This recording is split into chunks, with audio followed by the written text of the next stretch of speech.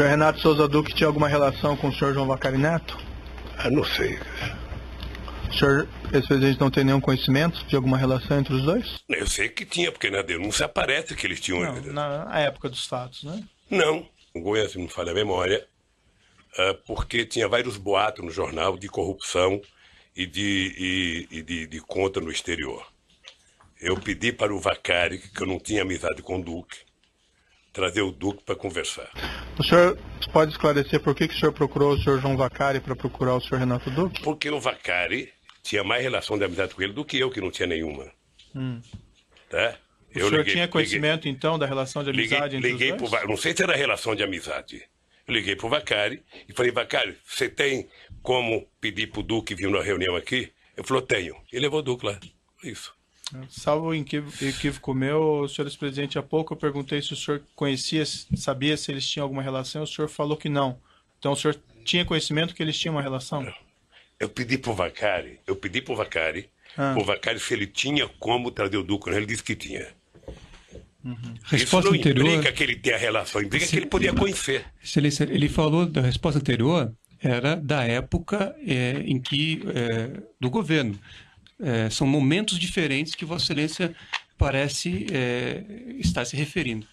Eu estou dando oportunidade para ele esclarecer, porque aparentemente ele tinha falado uma coisa e falou outra agora. Mas só fazendo esse registro que eram momentos diferentes. Eu só quero lembrar o seguinte, relação de amizade é uma coisa. Sei. E relação é outra. Eu vou sair daqui dizendo, olha, conheci o Dr. Moro, tenho relação com ele. Sei. Na verdade, não tenho. Entendi. Mas o senhor então não sabia na época que o senhor João Vacari tinha alguma relação com o senhor Renato Duque? Sabia ou não sabia? Eu sabia que ele tinha relação, não sabia que ele tinha relação de amizade. E quando eu disse para ele chamar o Duque é porque ele poderia ter o telefone do Duque que eu não tinha. E que tipo de relação que o senhor tinha conhecimento que eles tinham? Não sei, doutor. Não sei. O Vacari está preso, pode perguntar para o Vacari. O Duque está preso, pode perguntar para o Duque. Porque o senhor procurou o Vacari para chegar ao Duque, pelo que o senhor disse. Então, assim...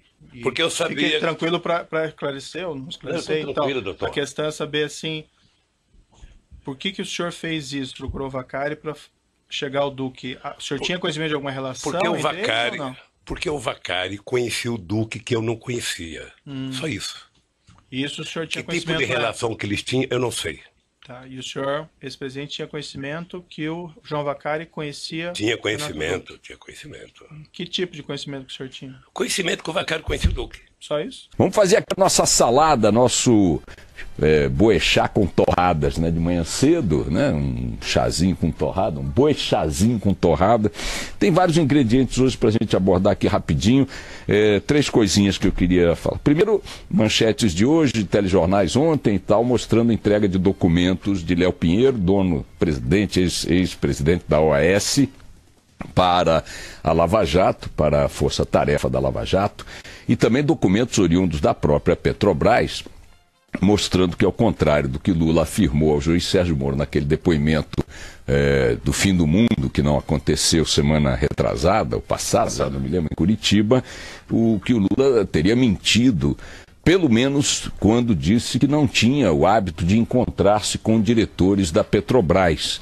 Ele disse que não tinha esse tipo de convivência com os diretores da Petrobras, especialmente os que foram alcançados pela Lava Jato, já com condenações proferidas, confissões feitas, dinheiro devolvido, revelações escabrosas sobre o assalto feito durante muito tempo ao patrimônio da estatal e, por extensão, ao patrimônio de todos nós.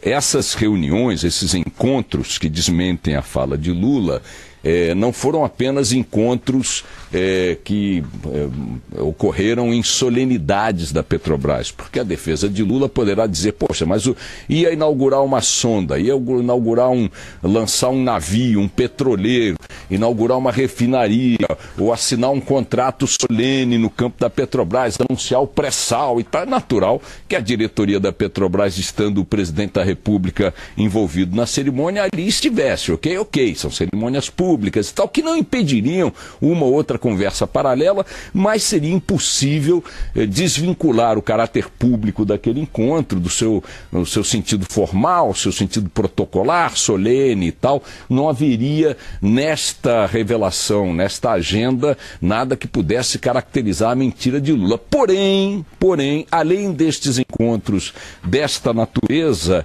há também vários registros de reuniões específicas, fechadas, enfim, exclusivas, de Lula com diretores da Petrobras, ora em companhia do ministro das Minas e Energia de então, Edson Lobão, ora em almoço no Palácio do Planalto, ou não sei se em outra unidade frequentada por Lula. O fato é que há também documentos mostrando encontros mais reservados, mais exclusivos, mais específicos de Lula com os diretores da Petrobras, que hoje são notórios, acusados, condenados por crimes no âmbito da Lava Jato. Esta parece uma bobagem, mas é uma bobagem, se quiserem chamar assim, que vai demolindo a ideia de que Lula está falando a verdade quando nega as coisas que lhe são atribuídas.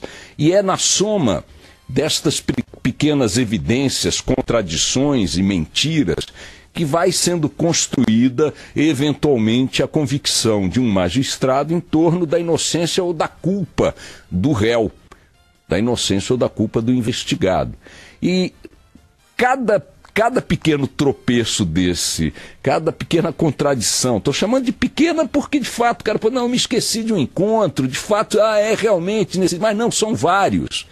E aí vai destruindo a ideia de que as informações prestadas ao juiz pelo presidente Lula no depoimento são informações que não correspondem à verdade. E tendo mentido o réu nessa sessão, nesse depoimento, nessa etapa do processo, fortalece a convicção do Ministério Público e, eventualmente, subsidia a decisão do juiz no sentido da culpa daquele que, mentindo sobre vários aspectos, já é suspeito por vários outros indícios, circunstâncias, possibilidades, coincidências, culpado, portanto, daquilo que vem sendo investigado. Lula se aproxima da decisão do juiz Sérgio Moro, que anunciou que vai bater o martelo em relação à sua culpa ou à sua inocência daqui a pouco tempo. Ele se aproxima em situação mais frágil do que estaria se aproximando se não houvesse contestações documentais às versões que ele entregou ao juiz. E essas contestações já aconteceram algumas, estas de ontem reforçam esse aspecto geral, a fragilidade geral da argumentação de Lula e fortalecem, portanto, a possibilidade dele vir a colher um resultado adverso, uma sentença adversa por parte do juiz Sérgio Moro. Eu confesso a vocês, e tenho insistido aqui, que o famoso batonzão na cueca, como os que abundam nas denúncias contra Cabral, contra Delcídio, gravações, contra Cunha, Eduardo Cunha e tal. Esse batonzão na cueca não foi capturado pelas investigações até agora relacionadas a Lula. Né? Aquela coisa, aquele flagrantão mesmo, que não tem como você negar, não tem como escapulir, né?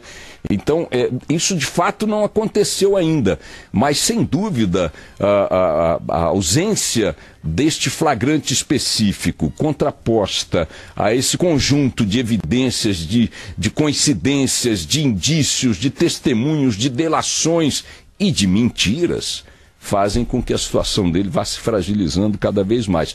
Eu aqui que sou...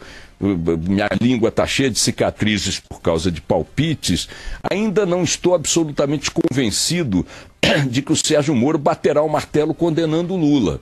E insisto nessa dúvida, é uma dúvida, não é uma convicção, por conta da ausência desse flagrante, desse batom na cueca. Mas parece que esse meu receio, ou essa minha dúvida, melhor dizendo, não é compartilhada pelos advogados do próprio Lula. Eles ontem deram uma indicação que a gente pode interpretar como uma indicação de quem já acha que o Lula vai se arrebentar na sentença do Moro. Veja, os advogados do Lula foram mais uma vez à ONU, à Comissão de Direitos Humanos da ONU, Comitê de Direitos Humanos da ONU, vão apresentar esta semana, através de um advogado associado nos Estados Unidos, numa entrevista coletiva, ou semana que vem, numa entrevista coletiva em Nova York, numa entrevista para a imprensa internacional. Vamos ver qual é a presença ali das principais agências nesse evento, mas vão apresentar mais um conjunto de documentos que, segundo eles, advogados de Lula,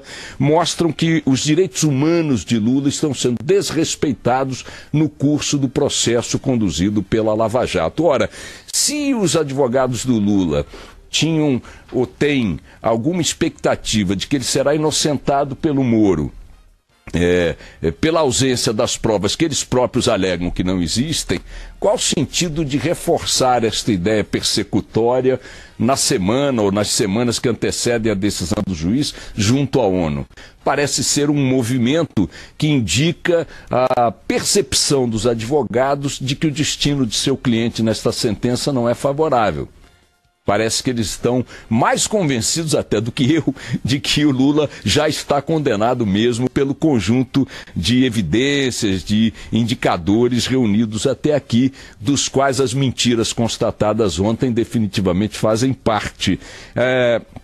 É muito curioso que os argumentos sobre cerceamento de direitos humanos reunidos pelos advogados para levar à ONU, para que a ONU condene o processo de Lula aqui no Brasil, são argumentos que desconhecem coisas que me parecem muito elementares. Quer dizer, Lula está sendo investigado, como teria que ser, por seu protagonismo no período em que os crimes aconteceram. Os crimes de fato aconteceram. Acho que nem os advogados do Lula podem negar que a corrupção comeu solta na Petrobras e em outras áreas do governo. Os documentos, contribuições internacionais e tal, mostram que essas coisas aconteceram em grande dimensão e profusão. O oposto a essa constatação seria imaginar que não há corrupção no Brasil. É evidente que isso seria ridículo, mas os advogados tentam sugerir que, no caso específico de Lula, o envolvimento nisso, ou a omissão diante disso, ou a cumplicidade diante disso é zero, e alegam que o processo está sendo conduzido de forma a concretizar uma perseguição não só política, mas também humana, no campo dos direitos humanos. Mas como imaginar isto se eles são os advogados de Lula?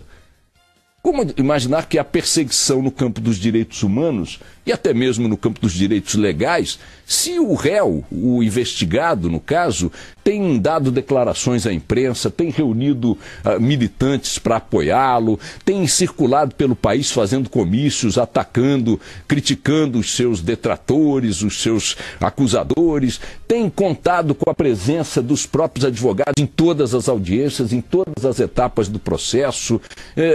Os próprios advogados foram vitoriosos em incluir ou convocar dezenas, quase centenas de testemunhas de defesa. O processo está tendo ampla cobertura da imprensa nacional e internacional, está sendo transmitido ao vivo praticamente as sessões, os depoimentos, a tomada de depoimentos, todas elas com alta, grande, inegável visibilidade. Onde é que está o ataque à figura humana, ao direito humano do Lula, ou mesmo ao direito processual? Onde é que ele está sendo cerceado? A ideia de tentar associar o andamento da Lava Jato a um processo judicial típico de uma ditadura, onde existe a tortura, onde existe a sonegação de direitos, do direito de defesa, onde inexiste o habeas corpus, isso é ridículo. Só pode ser uma ação, e aí é o que eu concluo, evidentemente política, propagandística, marqueteira, eleitoral. E mais, feita neste momento, insisto, há poucas semanas da sentença ser proferida, indica que eles não estão confiantes no sucesso do Lula nesta etapa do processo. Então, valho-me agora do próprio indicador dado pelos advogados do Lula para sair da minha dúvida e caminhar um pouco na direção de que ele já está condenado mesmo. Ninguém melhor que os advogados para perceberem essa possibilidade tão materialmente quanto esta atitude indica. E para concluir, minha gente, ontem o Sérgio Cabral, ladravaz, mor do Rio de Janeiro, ele tornou-se réu pela 8ª vez. É 8 vezes réu o Sérgio Cabral em mais um processo, desta vez relacionado aos crimes cometidos por ele e sua quadrilha na área da saúde pública do Rio. Em apenas algo que os próprios procuradores chamaram de ponta do iceberg, 16, quase 17 milhões de reais foram apropriados pela quadrilha em comissões cobradas de empresas e fornecedores na área da saúde pública do Rio de Janeiro. Ontem o Jornal da Band, ao mostrar essa reportagem, começou exibindo cenas de situações dramáticas ocorridas ontem, como ocorrem todos os dias, em hospitais públicos do Rio, onde não há atendimento básico sequer para emergências. Uma senhora que chegava com AVC teve que esperar mais de 1 hora no carro para poder ser removida numa cadeira de rodas, porque não havia como retirá-la do carro por falta de material dentro do hospital. E depois de removida para a emergência, ainda levou não sei quanto tempo para poder começar a ser examinada pelos médicos. A relação direta entre o crime cometido por Cabral e sua quadrilha, Sérgio Cortes e outros vagabundos, na área da saúde, tem que ser medido em número de mortes provocadas diretamente pelos crimes que eles perpetraram. Na ausência de medicamentos, de equipamentos, de exames, de internações, de cirurgias, de equipe médica, de enfermagem e tudo mais, que resultaram na morte de crianças, adultos, grávidas, parturientes e o diabo a quatro. Essa gente não pode ser julgada só pelo dinheiro que roubou, e não foi pouco. Essa gente tem que ser julgada pelas mortes que provocou. As mortes, o assassinato é um efeito direto, o homicídio é um efeito direto dos crimes cometidos pelos corruptos nas áreas em que esses crimes foram cometidos. Se é um crime na área de saúde, se é um crime na área da educação, ele então se torna ainda mais explícito como homicídio mesmo.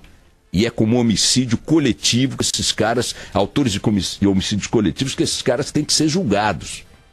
Isso não pode estar ausente da avaliação da pena a que eles têm que responder. Não dá para imaginar essa gente daqui a 2 anos circulando com tornozeleira em casas de veraneio. No mínimo, tinha que ser prisão perpétua. E no máximo, uma penazinha de morte e, mais uma vez, viva o modelo chinês. Vamos nessa. O senhor Léo Pinheiro esteve com o senhor ex-presidente no sítio do Atibaia para discutir projetos de reforma do triplex? Não. O senhor Léo Pinheiro esteve com o senhor no sítio Atibaia em 2014? Ele teve a meu convite. Sim. Mas esse assunto eu vou responder na audiência do sítio de Atibaia. Essa visita não tinha nenhuma relação com o apartamento em Guarujá? Nada.